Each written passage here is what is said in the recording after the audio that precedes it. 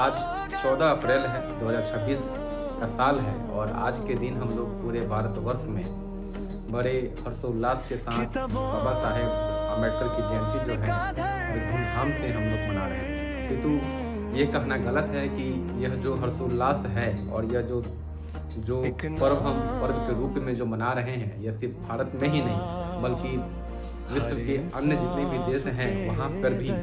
इस बाबा साहब की जयंती को लोग बड़े हर्षोल्लास के साथ धूमधाम से मनाते हैं।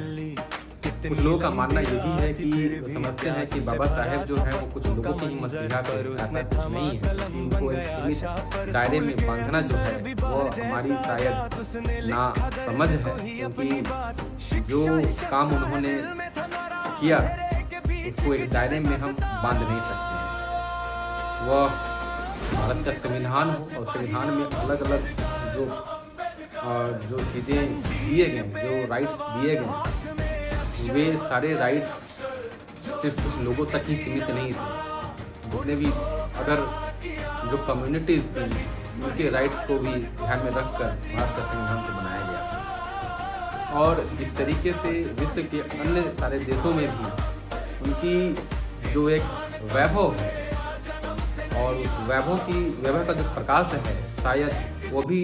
चमकता हुआ हमें दिखाई देता है कि जिस तरीके से बाबा साहेब सिर्फ भारत वर्ष में ही मसीहा के रूप में नहीं माने जाते हैं, बल्कि